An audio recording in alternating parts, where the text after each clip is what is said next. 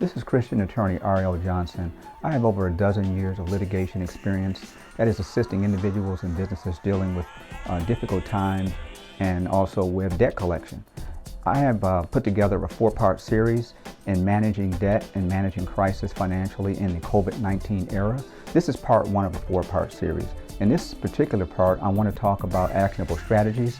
In part 2, which will be a separate video, I want to talk about the consequences of debt relief collection. That is, debtors versus creditors. What are the rights debtors have? What are the rights creditors have? In part 3, a separate video, I want to talk about Chapter 7 bankruptcy. And that'll be an overview of the Chapter 7 bankruptcy process. In part 4, which will be the final part, I want to talk about Chapter 13 bankruptcy, and that too will be an overview of the bankruptcy process.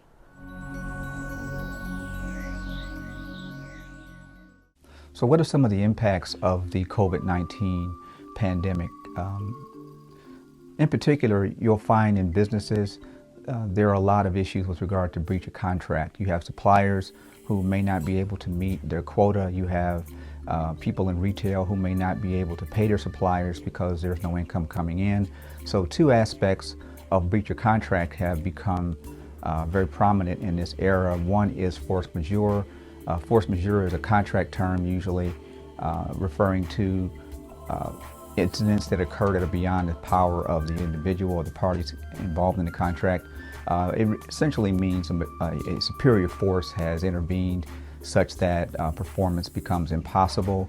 Typically it's reserved for acts of God, hurricanes, tornadoes, things of that nature that might impair a party's ability to perform. But it's started to rear its head now because a lot of businesses are saying, well, if the government shuts me down, then I am not able to perform or execute my duties under the contract, so a superior force has in fact intervened and made it impossible for me to perform. So force majeure has become a major issue that's being litigated and discussed in legal circles quite a bit. Most nations, most parties to contracts with the United States, for example, do not imply a concept of force majeure into a commercial contract. There are very few countries that do. In fact, one of the countries that does imply force majeure into a contract, a commercial contract, is the People's Republic of China, strangely enough. But the United States, there's no state in the Republic that has within its state statutes, to the extent I'm able to, from my research, discern, imply a force majeure concept into a commercial contract. So what we've kind of fallen back on and what will be a hotly litigated area will be the concept of impracticability, which is not too far from force majeure. It's just that force majeure has traditionally been reserved for acts of God, tornadoes, hurricanes, things of that nature. But the idea that a superior force has intervened, namely the government, and caused my business to be closed because of a stay-at-home order is in fact causing many parties to visit the notion of impracticability as a means of essentially avoiding a contract term or avoiding the fact of having to keep a promise, whether that be to deliver goods or to pay on time. So impracticability is something that has emerged as a contract, a way of avoiding contracts. Now, as I indicated, this is a hotly debated issue. You're finding legal circles within the United States discussing it and legal circles across borders discussing it. For example, the Hague Convention on Private International Law has essentially developed a pamphlet, and their roundtable and their body of experts have essentially anticipated cross-border disputes arising as a result of COVID-19. Of course, if you have a contract with another country to deliver goods or to pay for goods you've already received, or to continue executing some aspect of a contract. The Hague Convention is already anticipating cross-border disputes and has really developed a method of trying to arbitrate these potential disputes in private forums, kind of like a mediation type of a model for dealing with cross-border disputes. Now, some of the other impacts that we've seen have been moratoriums on residential evictions. Some governors have stepped forward and indicated that landlords no longer, or for a period of time, and it's usually a period of time to end in the foreseeable future, are not able to execute or move forward in court on their rights to evict a tenant who, for example, and I think more predominantly has not paid or will not be able to pay his or her rent. And again, we're talking residential leases, not necessarily commercial leases. I don't know that many governors have stepped in to the commercial domain and indicated to businesses they don't have to pay. But I do know for a fact that there are a lot of governors who have indicated that they don't want landlords running to court and seeking, or filing notices to quit and causing folks to have to leave their residence because those individuals, again, are not able to work, and it's impracticable under the circumstances to have them evicted when the governor is, in fact, as a major force, has interfered and essentially said, you can't work. So landlords, are having to suffer moratoriums on their right to enforce their leases. There's a lot of movement in the trial courts and even in courts of appeals regarding both cases that were pending and individuals who want to file new suits, whether that be a divorce suit or whether that be a suit to enforce a contract or other types of lawsuits that are happening, including criminal cases. So what the courts have done by and large is essentially yielded to the governors, the executive authority of the governors, and they've actually moved and stepped to comply with those social distancing rules, and to some extent, for maybe a month or more, a lot of courts weren't operating at all because there were court employees who had contracted the virus, and the courts moved quickly not to place anyone at risk. So, but a lot of courts quickly found ways of accommodating the need to move the docket forward and to have people seek redress in the courts. So we've seen the advent of Zoom hearings, and there are other methods for having those public hearings through telecommunication means. But Zoom is one of the more popular methods whereby the court can initiate a call, a conference call with video capabilities, and the litigants can then, through either their mobile technology or through their PCs, access the court proceedings, and the courts have been conducting proceedings in this way. Well, one of the things that's pretty clear at this point is moving forward, there's probably going to be a phased-in return to in-person operations, and to some extent, we may not see in-person operations because of the ongoing need to maintain the safety of all persons involved. So I do believe there'll be, and there are currently, expanded remote hearings so that the courts can conduct business online. The courts have essentially indicated that they want to maintain a minimum of people in the courtroom. So they're limiting access to 10 people or less, and that includes the court staff. So you got the judge, the judge's secretary, you got court reporters, the attorneys and their clients, and of course, I believe in every state in the republic, there's an open meetings requirement or a requirement that the court proceedings be open to the public. So you would ordinarily have not only the litigants and the court staff, you'd also have members of the public who would be present in the courtroom. And obviously, if you're going to limit the courtroom size to 10 people, including staff, that's going to be virtually impossible to do to meet all those requirements simultaneously. So the imposition of social distancing and those practices will continue moving forward. I don't see that the courts laxing standards such that that's going to become a non-issue. That's going to be an issue moving forward, and it's certainly an issue today. There'll be limited in-person courtroom activity altogether, so that only the essential functions that must be done in person will be done in person. And with e-filing, with the uploading of documents to a central server maintained by the court or an entity employed by the court, there's very little that you must do in person. Now, the exception to that obviously are criminal proceedings where you have a respondent or you have a defendant in custody for some reason. Obviously, that's going to be a bigger problem for those cases, but by and large, a lot of the correctional facilities were already having the criminal defendant appear by video conference. So in many cases, they weren't actually physically walking into the courtroom at all, which has presented challenges for counsel who need to communicate with their client, and the client who needs to be able to communicate with their counsel as the proceeding is moving forward. But these pieces were already in place prior to COVID-19. So the category of things that cannot be done remotely, I believe, is becoming narrower and narrower. It's becoming very narrow, so that you can't really find things that cannot be done remotely. Now, there are some exceptions to that, in particular when it comes to trials. A lot of attorneys now are objecting to proceeding via Zoom with trials or any type of proceeding where someone's liberty may be in jeopardy. So typically, prior to a Zoom court hearing, the court will indicate that any party that does not agree with proceeding on Zoom can so make that objection, and if that objection is in fact made, chances are that proceeding will not move forward.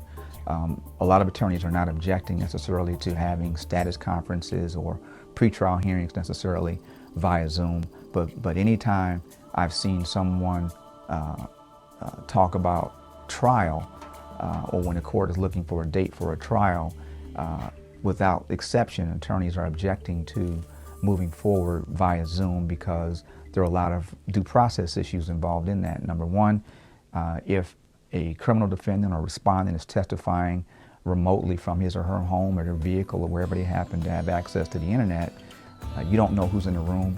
You don't know what information they're reviewing, whether they're reviewing information that might be on a computer screen, if there are individuals in a room who shouldn't be, who are coaching them.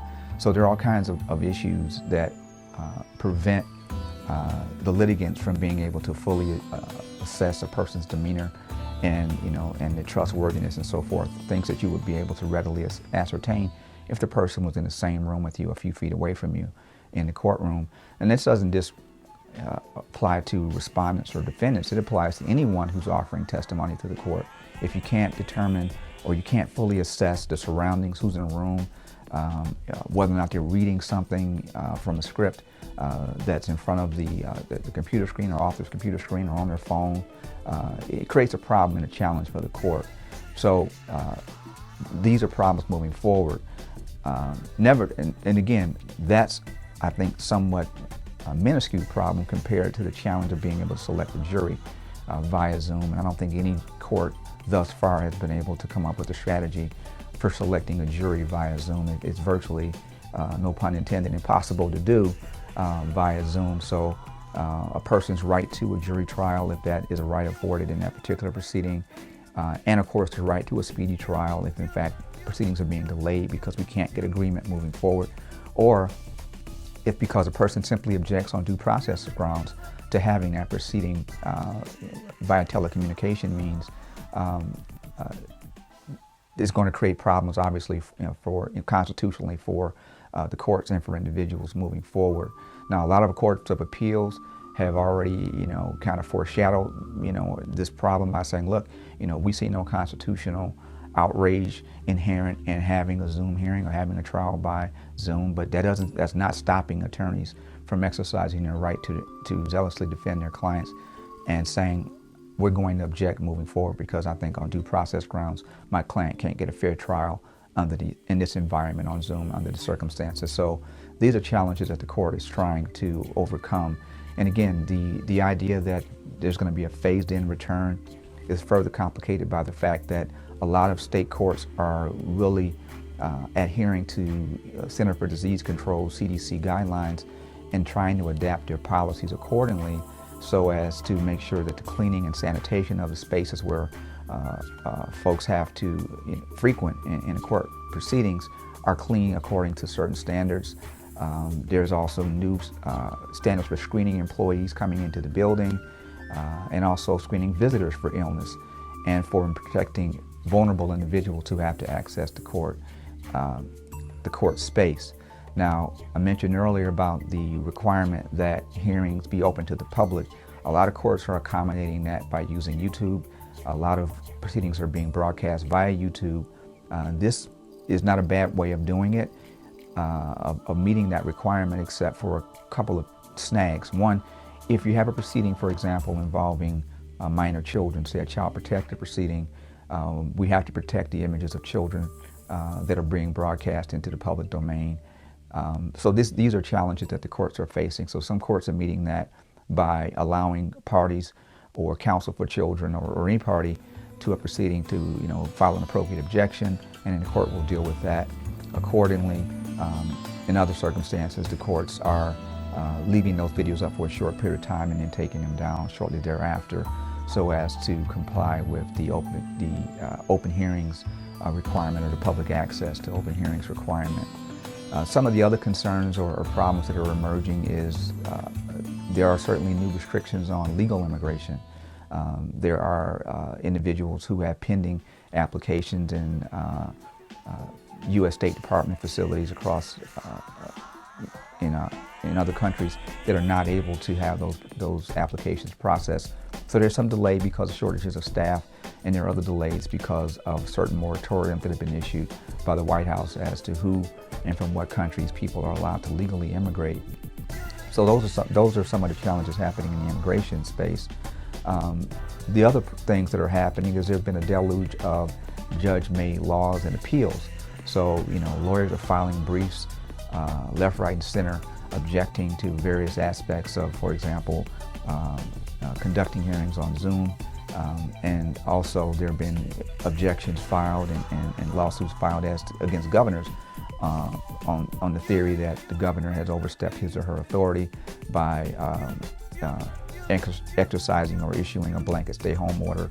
So these are type of things that are happening. And again, I mentioned earlier about the breach of contract and practicability concerns that are happening. So a lot of judges are going to have to contend with businesses and litigants indicating or trying to get the court to interpret a contract term in his or her favor or in its favor, so as to excuse a condition. So we can expect a deluge of appeals and lawsuits in that regard. And also, there's a nuanced treatment of criminals.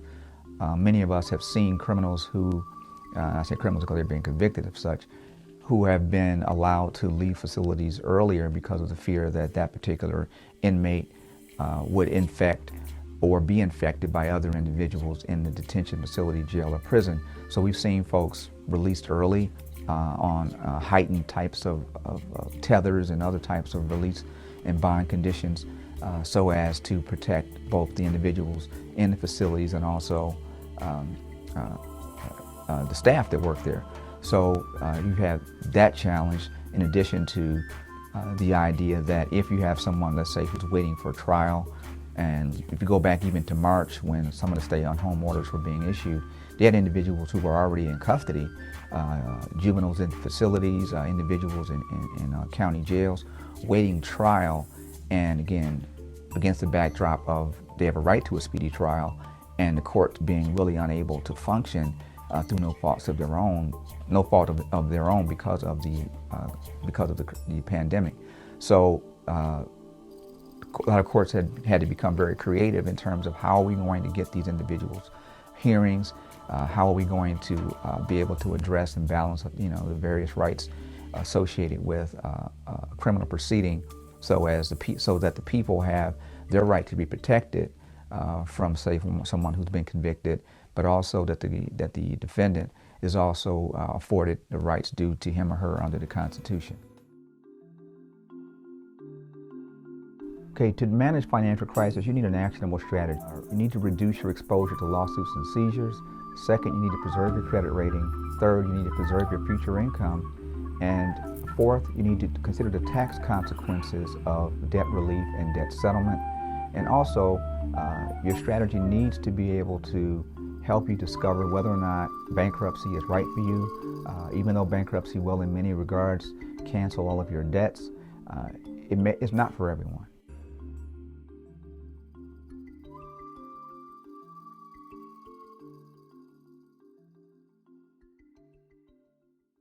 If you want to learn more about the court system or representing yourself, or how to research aspects of a law, I would ask you to pre-order my book, Can I Represent Myself? A Self-Guide to the Self-Represented Litigant.